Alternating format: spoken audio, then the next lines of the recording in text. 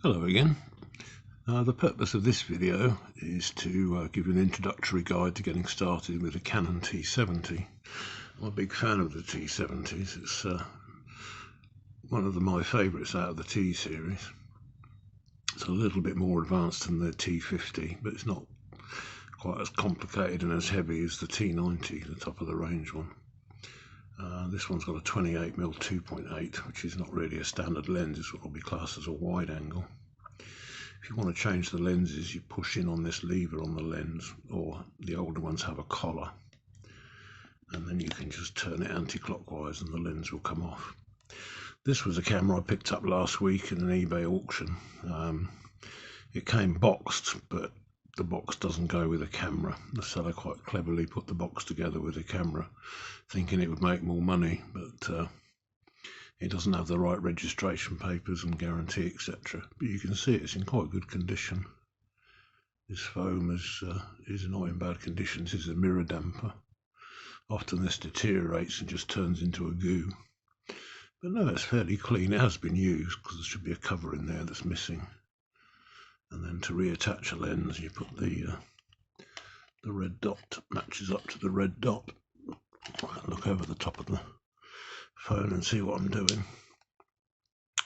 On this lens, you'll see it's got a setting A, and you may find that a lens is set to one of these values along here. Don't really need to worry about those. Just push this little lever down, switch it round to the A. On the earlier lenses it might be a little green circle, so just make sure it's lined up with A and that it's locked into there. Camera does use batteries, it's electronic, and it uses these double A's. They're just cheap nasty ones. Don't leave batteries in if you're not using the camera. If you're not using it, take the batteries out. It's batteries that tend to kill more cameras than anything else. On the bottom here you'll see a battery door. It is very, very fragile, and it is really just a bit of plastic with a bit of metal on it and a weak plastic hinge. Quite often you'll find there'll be batteries that will be left in there, and they may be stuck in there due to the batteries leaking, chemically leaking into the camera, and that can cause real problems. You see on the top there's a mark there, so the positive end goes in the bottom, and the negative one of this one goes in the top, so that's a 3-volt supply basically. Be very careful when you close this door because it is under some pressure. You can see it's actually pushing down onto the batteries, and this is probably why a lot of them break. But it's important to try and maintain those doors in good condition, because it's a bit of a pain to have to try and change them. This camera uses 35mm film, which looks like this. This is one that I've loaded myself because I can open this cartridge up. Retail film that you buy will come in a box in a container like this, and it will look something like that. That's what a 35mm film is. Don't pull it out because the film in there is sensitive to light. This part's no good, it's been exposed. This is the emulsion side. Film curls towards the emulsion. So that is the emulsion side, and that's the side that you want facing the front of the camera. On here there's some writing. 36 is going to be the number of pictures you can take on this film. Unlike digital, you can't delete it and reuse it. Once you've taken a picture, that's it. You've got to move on to the next bit of fresh film and take another one. 200 is what's called the speed of the film. It's how sensitive it is to light, and in modern days it's regarded as ISO. If you're using a phone camera or a digital camera, you'll come across ISO. Again, this is for the whole film. You don't change this from shot to shot. You can't change the rating of it. It's always 200 in this case. You can push and pull film, but that's beyond the scope of this video, which is for beginners. And you don't need to worry about the bit at the bottom, the process. C41's universal for this. This is a film for prints, so it's going to give you negatives that you can then scan or use. You scan and print basically on an inkjet printer. And this strip here is what's called DX coding, and that is a way for this film cartridge to tell the camera the ISO setting for this film. it can read where these lines are, and that will tell the camera the speed of the film. So you may not have to set the speed of the film. On the ones that I roll myself, it's got nothing on it, because these ones I can open up and I can load film from a bulk roll onto here. This is actually a 200 colour negative film as well, but it is ruined. It's been exposed to light. It's been open to been used many times. But the film nowadays is too expensive to waste on making videos. It should be light tight. You can see there's a felt trap there that keeps the light out from inside the container. Film in effect replaces your digital sensor in a digital camera. So we put our batteries in. On this side you'll see this sliding lever, and it's aligned with lock at the moment. If we push this little button down, slide it up to average, just leave it on average for the moment, and then we can push the BC button, which is battery check, and you should get 3 bars down there. If the batteries are good, that will gradually drop down. Once you get down to the bottom, then obviously you need to replace the batteries. To load the camera, on the side here there's a lock, so you can't open the back accidentally, because obviously that stuff's sensitive to light. So push the lock button in, slide this one down, and you can open the back. Looks very complicated, but it isn't really. So you slide in your film.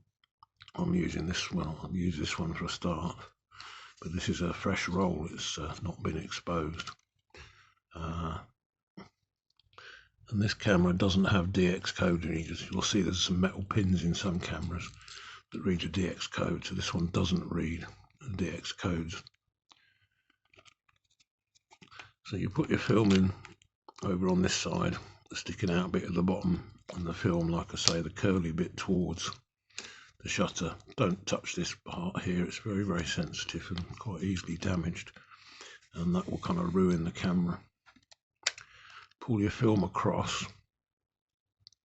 until it lines up with the orange line on that side, and then all you have to do is close the back, and you can see it has wound the film into the camera. You can see you've got lines down there in a little film cartridge. That tells you that the camera is loaded and it's set for exposure number 1. Now there is a mode button here, and you can see it's in program telly. By pushing this up and down button, you can change it to different settings. So you've got time value, which is basically the shutter speed. So 125 represents 125th of a second. The camera will set the aperture, the other means of controlling light, by automatically adjusting the aperture. If this was round here, you'd be doing it manually, but just leave it on A and the camera will set the correct value. If it's not right, it will let you know in the viewfinder. So when you press this button now, it increases the shutter speeds. That's the highest, 1,000th of a second. Press the down button, and it will go all the way down to 2 seconds and bulb, down to between 2 seconds and bulb. Bulb means the shutter stays open for as long as you keep the button depressed. So don't use the shutter speed slower than the speed of your the focal length of your lens. This lens is a 28mm 2.8, so try and not use a shutter speed below 28, otherwise you're going to get a camera shake. The lower you're going to have to hold it steady even then. But I would suggest you don't really shoot anything below a 60th or a 1/2 with a 50mm lens. Shoot a 60th or 1/2 or faster, because that way you won't get any blur in your pictures.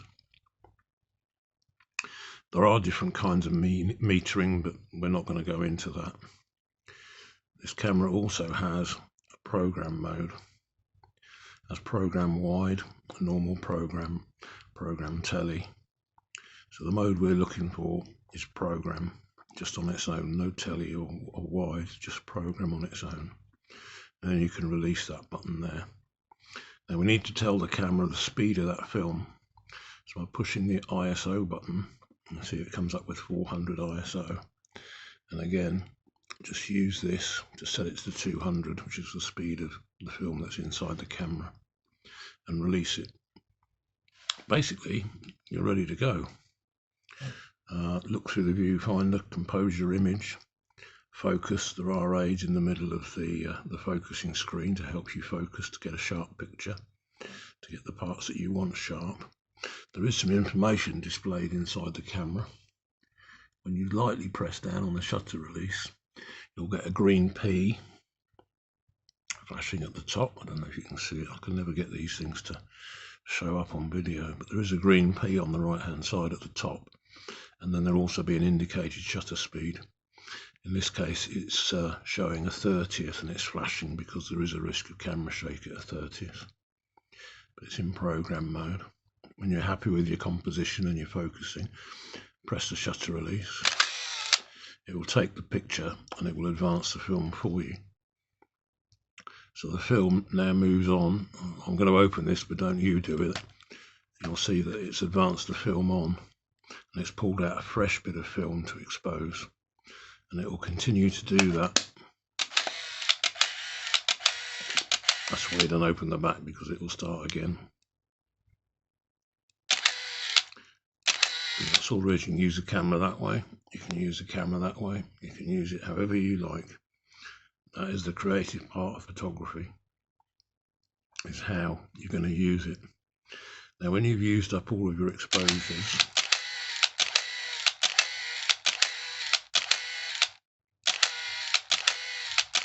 if you hold your finger down, it continues to shoot.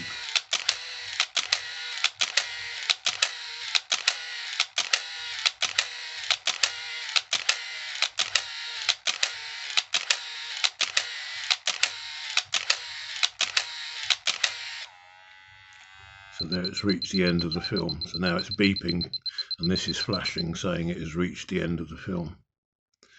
So we need to get the film rewound and out of the camera, because all the exposed film is over here. If we just open the back up, it's going to be ruined because we've exposed it to light.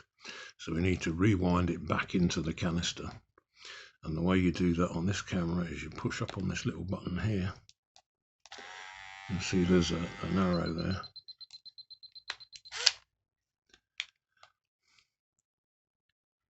It's taken another picture.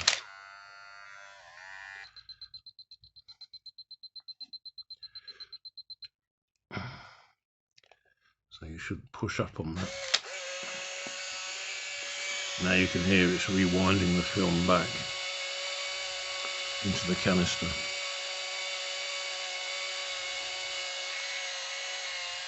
It should show you a rewind icon on the top. You can see there that it's going the other way.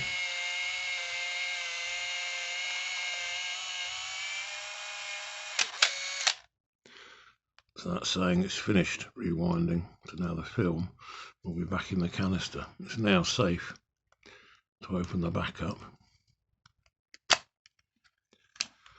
And there's our film canister that we put in, with the exposed film wound back into it. Obviously you put in a fresh film and carry on. As soon as the back's shut, it thinks you put a film in it. So in here, behind this felt light protection, you will find, don't do this, I'm just doing it to show you, you'll find your film has been wound back into here, ready for processing. You then send it off or take it to somewhere, if you've got lucky enough to have somewhere local that can process film. So much the better. A lot of it's mail order now. It's not like the old days where you could go into a Walmart or an Asda and get your film developed in an hour. Those days seem to be long gone, unfortunately. Maybe we'll see them back again one day, but I don't hold out much hope. Maybe you process it yourself at home. I do black and white at home, I don't really do colour at home. So this is going to go back in there, but don't do this, don't open it. Once it's been wound back in, then just put it back into its little container, into the little white thing which has disappeared onto the floor. Oh, just pop it back in there and get your film processed. You're not going to get it processed for a while, store it in the fridge. Like if you bought film and you're not going to use it for a while, store it in the fridge. If you're not going to use it for a long time, stick it in the freezer. Bring it out a day or two before you plan on using it. Transfer it to the fridge, and then if you plan on using it that day, take it out of the fridge in the morning. It'll be fine by the afternoon. Keeping film cool will prolong its shelf life. Totally messing that up as well, aren't I?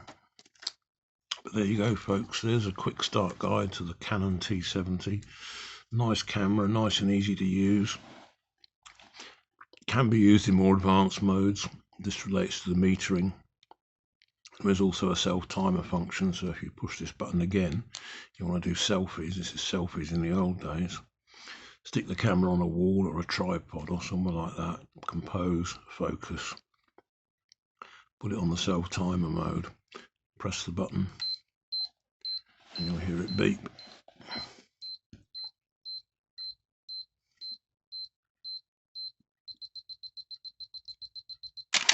And then it takes a picture. So that's your kind of selfie mode, is what they call self-timer. So there you go, folks. Introductory, getting started with the Canon T70. Nice cameras, not too heavy, pretty reliable. These are from the 80s, so they're tough as old boots. I'm quite pleased with this one. It cost me £11, so yeah, I'm very pleased with this one, which is about, what, I don't know, $18, $20. Didn't come with a lens, but for that sort of price you don't expect it. The lenses are always dearer than the bodies, in this case anyway. But yeah, nice little cameras. I don't use straps, but if you want to use a strap, it attaches these lugs here. But I don't like them, so I don't use them. Thank you very much for watching. Comments, questions, queries as always down below. Please don't forget to like and subscribe. I look forward to seeing you in the next one. Bye.